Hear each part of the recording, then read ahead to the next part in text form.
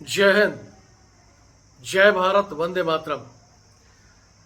मैं रविंद्र फौजी। साथियों, विषय तो आपने पढ़ ही लिया होगा। जैसा टाइटल में लिखा हुआ है कि एक अफसर के बेटे द्वारा एक सिपाही एक जवान के साथ मारपीट करना, और बात मारपीट तक ही नहीं रुकी। वो अफसर का लड़का सिपाही को कहता है कि तू कुत्ता है, तुम्हारी औकात क्या है।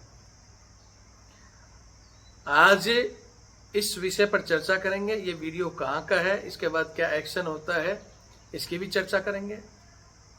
लेकिन सबसे बड़ी विडंबना कि अभी तक उस अफसर के बच्चे पर कोई भी कार्रवाई नहीं हुई है। यहां तक कि उसके माता और पिता,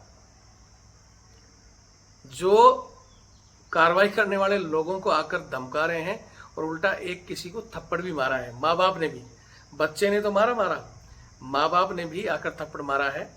इस विषय की पुष्टि मैं आपको एक वीडियो दिखाऊंगा, जो एक अधिकारी हैं, रिटायर्ड अधिकारी हैं, जिन्होंने इन चीज़ की पुष्टि की है। हालांकि मेरे पास अभी उन चीज़ों का कोई प्रमाण नहीं है, लेकिन ये चीज़ें न्यूज़ में और उस अधिकारी ने जो कही हैं उस आधार पर, और पुलिस एफआईआर के आधार पर, कि अफसर और उसके बेटे के साथ 3 लोग और थे, तो उन 3 लोगों को तो गिरफ्तार भी कर लिया है, लेकिन अफसर के बेटे का कुछ नहीं हुआ। तो ये विडंबना इस देश में क्यों हुई, इस विषय में हम आज चर्चा करेंगे। सबसे बड़ा विषय कि ऐसी परिस्थिति हमारे देश में क्यों आ रही है कि जवान जो किसी भी डिपार्टमेंट का हो, चाहे सेना हो, पैरामिलिट्री फोर्स हो, पुलिस फोर्स हो, किसी भी डिपार्टमेंट का जवान उस डिपार्टमेंट की रीढ़ की हड्डी है। अगर वो जवान नहीं होगा तो ये अधिकारी जीरो हैं, जीरो, कुछ नहीं कर सकते। ये जो फिल्मों में ड्रामा दिखाया जाता है ना, कि अकेले अधिकारी पहुंच गए और सबको ठीक कर दिया, ऐसा कुछ नहीं है। अगर उनके पीछे वो जवान ना हो जो दिन रात ड्यूटी कर रहे हैं, तो ये कुछ नहीं कर सकते। किसी भी डिपार्टमेंट का अधिकारी, ना ही तो सेना अधिकारी बॉर्डर संभाल सकते, ना ही पैरामिलिट्री फोर्स के पूरी व्यवस्था संभाल सकते, और ना ही पुलिस का आईपीएस आईएएस। जवानों के बगैर सब जीरो हैं। दिन रात कोई ड्यूटी करता है तो वो जवान ही करता है, और सबसे ज्यादा प्रताड़िता झेलता है वो जवान ही झेलता है। उसके जिम्मेवार अधिकारी भी हैं और कुछ हमारे जवान भी हैं। लेकिन इस मामले में एक रिटायर्ड अधिकारी ने आवाज उठा दी। लेकिन हमारे एक वीडियो, आपको पता है, मेरे पुराने चैनल में मैंने डाला था, आपको याद होगा, एक लेफ्टिनेंट कर्नल, उसकी मैडम और उसके बच्चे का वीडियो था कोलकाता का, जहां गाड़ी के अंदर वो जा रहे थे और उनके लड़के ने किसी हवलदार के साथ बदतमीजी की थी और एक उंगली की थी, और फिर हवलदार ने उसको पकड़ के उसके चपेट भी मारी थी और उसको अच्छे से ट्रीटमेंट भी किया था उसका। फिर हालांकि उनके साहब और वो बीच में आए, लेकिन इस घटना के बाद में उस हवलदार के ऊपर ही कोर्ट ऑफ इंक्वायरी बैठाकर उसको आरोपी सिद्ध करने की कोशिश कर रहे थे। किसी भी ऑन ड्यूटी या रिटायर्ड अधिकारी ने उसका विरोध नहीं किया। क्यों? क्योंकि सिपाही की औकात कहाँ है। लेकिन उस समय एक ही था सिपाहियों की, जो अगर कोई आवाज उठाता है, वो रविंद्र फौजी ने वो वीडियो वायरल किया और पब्लिक ने साथ दिया। उसके बाद वो लेफ्टिनेंट कर्नल को, उनके बेटे को माफी मांगनी पड़ी हवलदार जी से, नहीं तो उल्टा उस हवलदार पर कार्रवाई होती और उस बच्चे का कुछ नहीं होता, क्योंकि वो तो नादान बच्चा है। और सेम आज यहाँ भी यही कहानी है कि उसके 3 दोस्त थे, उनको तो गिरफ्तार कर लिया, लेकिन मैन, क्योंकि ये अधिकारी का बच्चा है, इसका गिरफ्तार भी नहीं हुआ। इसी की जो गाड़ी थी, गाड़ी भी जब्त नहीं हुई। मैं फिर कह रहा हूँ, इसके जिम्मेवार या तो अधिकारी हैं जो सिस्टम में बैठे गलतियों को नहीं देखते हैं। सभी अधिकारी ऐसे नहीं हैं, लेकिन चंद एक अधिकारी ऐसे हैं, जैसे खासकर इनके बारे में बताया कि इनके माँ बाप जाकर भी थप्पड़ मारे हैं। तो ये क्या है? अंग्रेजी मानसिकता, अहंकार। इस अहंकार के खिलाफ ही हम लड़ते हैं। आप सभी को पता है कि इसी लड़ाई में रविंद्र फौजी का वो चैनल बंद कर दिया गया, जिसमें 8,70,000 सैनिक, पूर्व सैनिक या आम जन, किसी भी डिपार्टमेंट के जवान, सेना पैरामिलिट्री फोर्स के जवान ही जुड़े हुए थे। और हमेशा उसमें एक इम्पोर्टेंट मुद्दा जो मैं उठाता था, यही तानाशाही, अफसरशाही और खासकर एक सहायक प्रथा। किसी भी डिपार्टमेंट में अधिकारियों की बच्चे की औकात, चाहे वो इस तरह हाथ उठाना हो, मारपीट करना हो या जवान को कुत्ता बोलना हो, उसका कहीं ना कहीं सबसे बड़ा अगर कोई विषय है तो वो सहायक है। क्योंकि हर डिपार्टमेंट में जवान इनके घर जाकर काम करते हैं, इनके बच्चे बचपन से ही बड़े होने तक यही देखते हैं कि ये लोग तो हमारे घर के नौकर हैं। एज ए सर्वेंट की तरह जब अगर कोई जवान वहाँ काम कर रहा है, झाड़ू पोछे, उनके कुत्ते को घुमा रहा है, उनके किचन गार्डन में काम कर रहा है, यहाँ तक कि टॉयलेट सफाई जवान कर रहा है, बहुत से लोग यहाँ ज्ञान करेंगे कि अधिकारी को लागू है। अरे लागू है तो सफाई वाला सफाई करे, जो अगर माली का काम है तो वो माली करे, और कोई कुक का काम है तो कुक करे। लेकिन यहाँ GD% जवान, जिन्हें अच्छी तरह पता है कि किसी भी जवान को, चाहे कितना भी क्वालिफाइड हो, चाहे फौज का कितना बड़ा हार्ड काम कर रहा हो, बोल दिया कि ये जवान आएगा तो वही जाएगा। मैम साहब ने कह दिया मैं ये जवान आएगा, ये काम करेगा तो करेगा ही करेगा। शुरू से ही उन बच्चों को, अपने बच्चों को खिलाने का समय नहीं, लेकिन उनको खिलाते हैं। तो इसमें कुछ तो वॉलेंटियर लोग हैं, लेकिन उन वॉलेंटियर लोगों की वजह से वर्दी की गरिमा खराब, और इस तरह के फिर इन बच्चों से मार खाना और कुत्ता कहलाना, उनकी मानसिकता वही है। पहली बात। दूसरी, ऐसी स्थिति में कुछ जवान ठीक है वो काम तो नहीं करते, लेकिन फिर भी किसी भी डिपार्टमेंट के इसको अफसर को भगवान मानते हैं कि जी अफसर ने कह दिया मैं यही करूंगा। ये भी सबसे बड़ी एक विडंबना है। ठीक है, हम किसी भी डिपार्टमेंट में भर्ती हुए, हमने कसम खाई कि हम अपने अधिकारी का, सुपीरियर अधिकारी का ऑर्डर को फॉलो करेंगे, जो भी कहेगा आंख बंद कर उस पर कार्य करेंगे। लेकिन कुछ कार्य ऐसे हैं जिसको आपकी भी बुद्धि, आपका भी दिमाग दिया हुआ है, आपके भी राइट्स हैं, आप उसको ध्यान न देकर उसका नाजायज ऑर्डर भी मान लेते हो, इसका मतलब वो भी दोषी है और आप भी दोषी हो। लेकिन हमारे बहुत से लोग बोलेंगे जी आप तो सिर्फ सेना के अधिकारियों को बोलते हो, पैरामिलिट्री अधिकारियों को बोलते हो, IPS IAS को नहीं बोलते हो। ऐसा नहीं है, रविंद्र फौजी जहाँ गलत होता है हर जगह बोलता हूँ। इस कहानी से हटकर मैं एक कहानी छोटी सी और आपको सुनाता हूँ। कुछ दिन पहले की कहानी है। एक पुलिस के IPS साहब, वो किसी बंदे को थप्पड़ मार रहे थे। मैं वहां मौजूद था पब्लिक में, मैंने उनका वीडियो बनाया, बहुत सी पब्लिक थी, किसी ने कुछ नहीं कहा। मैंने उनको कहा कि भैया आप इनको क्यों थप्पड़ मार रहे हो? तो पब्लिक को कंट्रोल करना है फलाना। मैं बोले आपके पास इतने जवान है, अगर गुस्से में आकर, जो सुबह से शाम तक ड्यूटी पे खड़ा, अगर वो जवान ऐसी हरकत करता तो हम मान सकते थे कि परेशान होकर कर दिया। आप तो अभी आए हो, कंट्रोल कर रहे हो, लेकिन आपने थप्पड़ मारना, वो भी कंधे पर आपके स्टार हैं, अशोक हैं, ये अच्छा लगता है क्या? फिर वो वाला वीडियो डिलीट करो, इसको थाने ले जाओ। तो जो सिपाही थे वो भागकर, वह साहब ने कह दिया और मेरे को पकड़कर चलो चलो थाने चलो। मैं बोले चलो जहाँ चलना है। फिर मैंने उनको रास्ते में बताया भैया मैं भी सैनिक हूँ, मैं ऐसे ऐसे जवानों के लिए लड़ रहा हूँ और तुम्हारे अधिकारी ने गलत किया है, सही किया।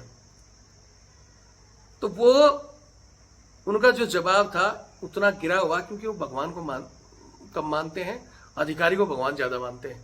मैंने बोला भाई तेरा अधिकारी ने गलती की, वीडियो मैंने डिलीट नहीं करूंगा, जहाँ चलना है चल। और दूसरी बात, क्या अधिकारी अगर तुम्हें कह देगा तुम मुझे से पकड़ के ले रहे हो या मेरी बात नहीं सुन रहे हो, जहाँ चलना है उसे मेरे कोई दिक्कत नहीं है। लेकिन तुम्हारा अधिकारी कल किसी को बोल देगा कि जी इसको गोली मार दो तो मार दोगे? बोले हाँ जी हम तो मार देंगे, हम तो अधिकारी के ऑर्डर पर कुछ ही कर लेंगे। तो कल वो अधिकारी कह देगा तुम्हारे बच्चे को गोली मार दोगे तो मार दोगे, पूछोगे नहीं उससे? लेकिन ये मानसिकता, हालांकि वो केस बाद में अपने लेवल में हमने हल कर दिया, उसका जिक्र मैं कभी फुल डिटेल के साथ भी करूंगा। ये मानसिकता है उनकी।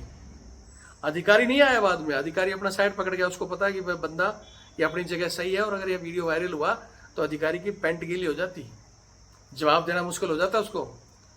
लेकिन अधिकारी इस चीज को समझता है, लेकिन वो चमचे हैं, वो चमचे कहते हैं कि क्या हो गया आपको पता नहीं, वो क्राइम ACP क्राइम है, मार दिया तो मार दिया, 1 मिनट में कुछ भी कर सकता है।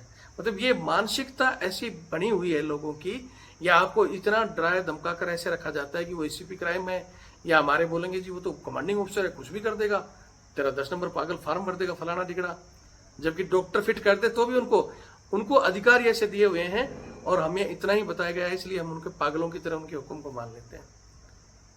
मैं फिर कह रहा हूं, अगर आप अपने अधिकारी को अपने अधिकारों का खुद का आपको जागरूक हो गए कि आपके अधिकार क्या हैं, आपको जो काम बोला जा रहा है वो कानून के हिसाब से है कि नहीं, क्योंकि आप भी संस्था में नौकरी कर रहे हो, वो आपके सुप्रीम अधिकारी हैं, वो भी संस्था की नौकरी कर रहा है, वो वहां का मालिक नहीं, लेकिन बहुत से लोग बोलेंगे जी हमारा तो बॉस है वो, ठीक है, उनको आपने बॉस बना दिया, जबकि वो भी उसको ड्यूटी दी हुई है कानून के मुताबिक, और उस ड्यूटी के हिसाब से काम नहीं करके अगर वो अपनी मर्जी भी करता है तब भी तुम उसको सरकारी हुक्म मान लेते हो।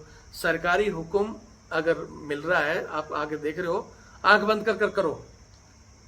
अगर वो कहने बॉर्डर पार करना है तो वो भी आंख बंद कर दे, लेकिन जो गलत काम करवा रहा है, अपने ही बंदे को तुम गोली बरवा देगा तो मार दोगे, या अपने ही बंदे को कोई थप्पड़ मार रहा है, उसको गाली दे रहे हैं, उसमें सिपाही साथ आ जाता है। अपने ही जवान को अगर कोई गाली गलौज दे रहा है, पीट रहा है अधिकारी, तो जवान भी आकर उसको पकड़ लेगा, चुपचाप मार खा ले, तो माई बाप है। इस तरह और घरेलू काम कर करके हमने अपनी इमेज और अपनी वर्दी की गरिमा खुद गिराई है, और इस सिस्टम के खिलाफ अगर कोई लड़ता है, रविंद्र फौजी ने 8,70,000 लोग जो फॉलो कर रहे हैं, यूं ही कर रहे हैं क्या, एक ताकत बनाई और उस ताकत से इनकी जड़ें हिलाई, इनकी अंग्रेजी मानसिकता जब हिलने लगी तो ये लोग अब रविंद्र फौजी को पाबंद करने के लिए रविंद्र फौजी के ऊपर एक FIR कर दी गई, रविंद्र फौजी का चैनल बंद कर दिया गया। हालांकि ये दूसरा खोल लिया मैंने, और उसके लिए भी मैं सुप्रीम कोर्ट जा रहा हूं, लेकिन उसके लिए मैं मेरे जवानों को कहता हूं मेरा सपोर्ट करो, तो उनको लगता है कि रविंद्र फौजी का तो पर्सनल काम है, बस हमने जय हिंद लिख दिया, सर हमारा तो काम हो गया। कल अगर आप मेरे पास आते हो, सर हमारी ये चीज है, कहीं पुलिस का हो गया, कहीं गुंडे बदमाशों का हो गया, फौज का हो गया, मैं तो बिना कुछ सोचे, बिना जय हिंद करे हुए काम करता हूं। नहीं तो मैं भी आगे से फिर ये कहूंगा, हाँ जी ये सिस्टम, हाँ भाई जय हिंद, मैं आपके साथ हूं, आप आगे बढ़ो, मैं भी इतना ही लिख दूंगा तो क्या उससे काम हो जाएगा। इसलिए आज एक बार मैं फिर कहूंगा कि हमारा मामला सुप्रीम कोर्ट में है, और हम इन सब चीजों को, चाहे वो सहायक पड़ता हो, अननेसेसरी जवान को 10 नंबर फॉर्म भरना हो, गाली गलौज, मारपीट, आपके अधिकारियों का हनन, इन सब को लेकर मैं कोर्ट जाना चाहता हूं। तो किसी के कुछ सुझाव हैं तो कमेंट्स में भी दे सकते हैं, मेरा नंबर दे रहा हूं उसमें भी दे सकते हैं, और सबसे बड़ी इस समय हमारी आर्थिक सहायता करो ताकि हम इस केस को डट कर लड़ सकें। ये मेरी नहीं, जवानों के सम्मान की लड़ाई है। अगर आप समझते हो किसी को इसमें लड़ाई में मेरा साथ देना है तो मेरा नंबर है 8290354513 8290354513। ये मेरा फोन पे और पेटीएम से जुड़ा हुआ है, और ये मेरा बार कोड। आपको लगता है तो साथ दें। बहुत से लोग यहाँ साथ का नाम सुनते ही वीडियो छोड़ देते हैं, बोलेंगे जी रविंद्र फौजी आप खुद लड़ो, ये फलाना टिकड़ा। तो भाई मैं भी एक सामान्य जवान हूँ, कुछ लोगों के सहयोग के द्वारा और उस चैनल से जो चीज़ें आती थी उससे हम ये लड़ाई लड़ते थे। अब वो हमारा चैनल बंद कर दिया गया, हमारे उन साथियों तक ये चीज़ें पहुंच नहीं रही, तो आप कुछ नहीं कर सकते तो ये वीडियो शेयर कर दो ताकि उन साथियों तक पहुंचे और वो हमारी मदद करें। क्योंकि ये लड़ाई तो आपके जय हिंद के जोश से भी मैं लड़ देता हूँ कि सर आप आगे बढ़ो, बिल में हाथ आप दो, हम आपके साथ हैं। अरे भैया हाथ दूंगा तो सांप मेरे को डसेगा, मेरे को पता है, लेकिन फिर भी मैं आपके जोश में हर कार्य कर लेता हूँ। लेकिन अब ये लड़ाई सुप्रीम कोर्ट में है, वहाँ वकीलों की जरूरत होती है, और वकील मेरे रिश्तेदार नहीं है। वो काम करने से पहले, बात करने से पहले उनको चाहिए पैसा। ठीक है, तो आपको लगता है तो सहायता करो ताकि हम इस अन्याय अत्याचार के खिलाफ लड़ सकें। नहीं तो ठीक है, आप तो जय हिंद लिखी दो और वीडियो शेयर कर दो। बाकी आपकी समस्या आएगी तो हम भी सेम वही करेंगे। आज जो हमारा हर तरह से साथ दे रहा है, कल भविष्य में हम भी उसका हर तरह से साथ देंगे। बाकी मैं फिर कह रहा हूँ, करो ना करो फिर भी रविंद्र फौजी को याद कर लेना, इस नंबर पर बताना कि यह हुआ है। रविंद्र फौजी आपका जितना हो सकता है उस हिसाब से साथ देगा, ठीक है। बाकी जैसा आज ये कहानी बता रहा था, आज ये कहाँ की कहानी है आपको बता देता हूँ, उत्तर प्रदेश की है। और ये जवान पुलिस का जवान है। अब यहाँ बहुत से लोग बोलेंगे जी आप तो पुलिस के जवान का फलाना टिकड़ा, पुलिस हमारे इससे पंगा फलाना। वो उनकी ड्यूटियों के चलते हमारी कुछ बहस भी हो जाती है, किसी भी डिपार्टमेंट का जवान हो। लेकिन मेरे लिए सेना, पैरामिलिट्री फोर्स या पुलिस फोर्स सभी के जवान जवान हैं, और बात जवान की रिस्पेक्ट का आती है तो हम लड़ते हैं। तो आज इस सिपाही को, जो कि ये ड्यूटी कर रहा था चौकी के अंदर, जहाँ बच्चे कोई गेम गूम खेलने आते हैं, वहाँ इनकी चौकी थी और वहाँ ड्यूटी थी इसकी। तो वो बच्चे, 4 बच्चे, जिसमें एक कोई ADG का बच्चा भी था और 3 दोस्त और थे, गाड़ी उसकी थी। ये वहाँ गेम के लिए आए थे, शराब पी रहे थे, तो इसने जाके उनको कहा कि भैया जाके उधर शराब पियो, इधर मत करो। तो उसने, बच्चे ने, जिसने, क्योंकि वो अफसर का बच्चा था, तो उसने इसको कहा, इनका नाम भी शायद सिपाही अर्जुन था, क्या था, मैं आगे वीडियो दिखाऊंगा जिसमें वो बता रहे हैं। उस बच्चे ने इसको कहा कि तू कौन है, तू सिपाही, तेरी औकात क्या है, साले कुत्ते, जा यहाँ से, नहीं तो तेरे को कर देंगे। तो उसने कहा कि भाई बदतमीजी मत करो, वर्दी है मेरी, मैं जवान हूँ उस देश का, मेरी ड्यूटी है। तो चारों आए, अच्छी तरह इसको कूटा भी, जो भी कहना था वो भी कहा और उसके बाद में वो चले गया वहाँ से। सिपाही ने बेचारों को दूसरों को फ़ोन किया, उसके बाद वो 3 अन्य लोग पकड़ लिए गए। लेकिन ये चौथा लड़का जो कि एडीजीपी साहब का है, किसका है अभी उसमें बताएंगे, उनका नाम अभी तक उजागर नहीं हुआ है। लेकिन आज ये घटना हुई 4-5 दिन से ज़्यादा हो चुके हैं, लेकिन अभी तक उनको नहीं पकड़ा गया। यहाँ तक कि उसके माता पिता भी थाने में आकर और इनको डांटा भी, बताया किसी को थप्पड़ भी मारा, बताया कि उसका नाम नहीं आना चाहिए, फ्री करो उसको। जबकि वो 3 दोस्त नहीं, मेन कार्य करने वाला यही था। वो लोग अभी क्या होगा आगे वो स्थिति मैं आपको बता दूंगा। पहले उनका साहब का एक वीडियो आया हुआ है जो कि रिटायर्ड। मैंने कुछ दिनों पूर्व हजरतगंज थाने के स्टेडियम पुलिस चौकी में एक सिपाही और पुलिस वालों को एक एडीजी के पुत्र द्वारा गाली गलौज और मारपीट किए जाने के मामले में समुचित कार्रवाई किए जाने की मांग की थी। अब इस संबंध में हजरतगंज के सिपाही श्री अर्जुन द्वारा थाने में दर्ज कराए गए एफआईआर की प्रति सार्वजनिक हुई है। एफआईआर के अनुसार मौके पर मौजूद 4 लोग जो पूरी तरह नशे में थे, उन्होंने सिपाही अर्जुन को सिपाही कुत्ता कहा और उनके साथ बुरी तरह चौकी के अंदर मारपीट की। आश्चर्य और कष्ट का विषय है कि उसमें 3 लोग पकड़ लिए गए और कथित रूप से एडीजी के पुत्र बताने वाले व्यक्ति अपने सफेद रंग की गाड़ी से भागने में सफल हो गए।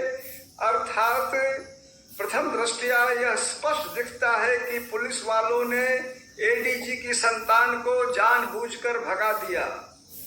मुझे दी गई जानकारी के अनुसार इस प्रकरण में स्वयं उक्त एडीजी और उनकी पत्नी थाने आए थे और उन्होंने एक पुलिस वाले को थप्पड़ भी मारा।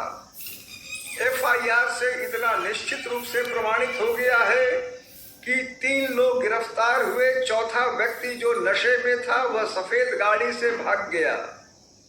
अतः आजाद अधिकार सेना की ओर से मेरी यह मांग है कि यूपी के डीजीपी अविलंब उस चौथे व्यक्ति को गिरफ्तार कराया जाना और इन 4 व्यक्तियों पर गुंडा एक्ट सहित समस्त कठोरतम विधिक कार्रवाई कराया जाना सुनिश्चित कर